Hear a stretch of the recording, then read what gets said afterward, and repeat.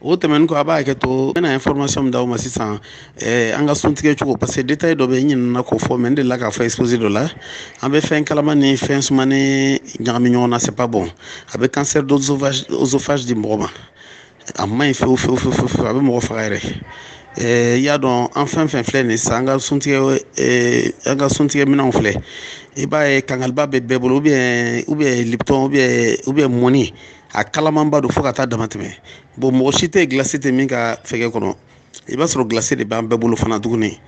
bon donc e bɛ nin kalamanba in min ka tila ka nin sumalen in bila kan a bɛ cancer de di a bɛ bana caman yɛrɛ de di mɔgɔ ma min man ɲi a man ɲi hali dusukun ma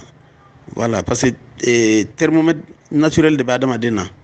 voilà ni i fari kalayalen don a b'a essayer ka suma ni fari sumanen don a b'a essayer ka kalaya bon n'i ye fɛn kalaman fana min a b'o information di fari yɔrɔ bɛɛ ma donc i fari bɛ wagati de ta k'o information in traiter bon ka cellule bɛɛ adapté o la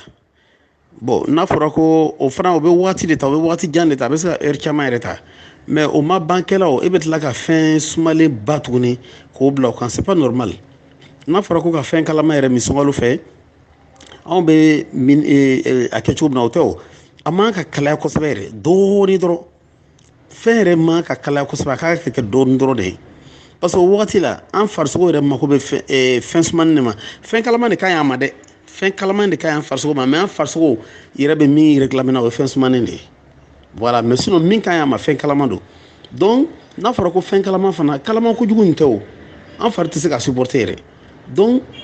fɛn kalama fɛn fɛn b'an fɛ a mana kɛ mɔni ye a mana kɛ seri ye a mana kɛ kangaliba ye a mana kɛ kafe ye a mana kɛ lipton ye an ka suma yɛrɛ de voilà kalayani fitinin dɔrɔn de kan ka k'a la an kana dama tɛmɛ parce que n'a fɔra ko kalayani dɔrɔn anw bɛ se ka fɛn kalamanba i yɛrɛ tɛ se ka min min bon i bɛ tila o la dɔrɔn i yɛrɛ b'a dɔn k'a fɔ i farisogo besonnen don fɛn sumani na i bɛ tila ka fɛn sumaniba min o la donc i tɛ se k'i yɛrɛ sɔrɔ a bɛ na ni kansɛriw ye a bɛ na ni dusukundimiw ye a bɛ na ni palpitation a bɛ na ni bana caman de ye adamaden na hali fasadimi a bɛ na n'a ye donc an ka o côté lajɛ a ka nin information latɛmɛ kosɛbɛ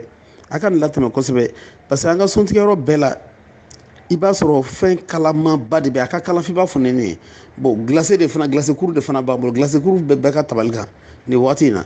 donc a b'a fɔ bɛɛ ye a ye information in passé yɛrɛ n tun kan ka nin fɔ yɛrɛ depuis sunkalo yɛrɛ tile fɔlɔ yɛrɛ ou bien depuis sunkalo ma se mais ça m'a échappé parce que n ye exposé kɛ yɛrɛ ma a kuma fɔ a la donc a bɛ nin latɛmɛ kosɛbɛ a man ɲi a bɛ bana wɛrɛw de di mɔgɔ ma voilà a ye nin information la passer kosɛbɛ il faut vraiment faire passer cette information le chaud et le froid là c'est pas bon a man ɲi hali ni sunkalo tɛ an bɛ to k'a kɛ a man ɲi voilà an yɛrɛ farafin dumuni kalamanba ka d'an ye o man ɲi c'est pas bon dumuni kalamanba c'est pas bon dumuni kalamanba man ɲi an ka to yen an ka dumuni kalamanba to yen voilà a ka kalan dɔɔni dɔrɔn c'est bon mais température yɛrɛ bɛ cogo min na sisan est ce que mɔgɔ yɛrɛ kan ka fɛn kalama don i da la i b'a to a ka suma kosɛbɛ a ka suma yɛrɛ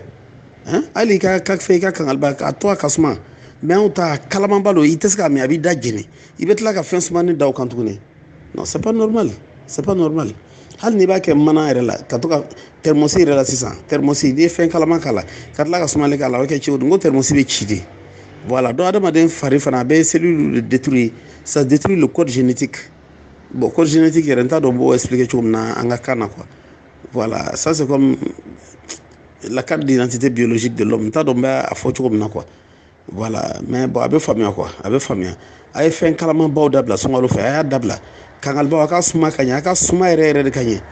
voilà a ka mɔniw suma ka ɲɛ voilà sinon dɔw b'a fɔ non fɛn kalama nin kɛ fɛn kalama mais anw bɛ taa kalamanba in de ta c'est pas bon ka tila ka fɛn glacé bila o kan c'est pas bon an k'o dabila pewu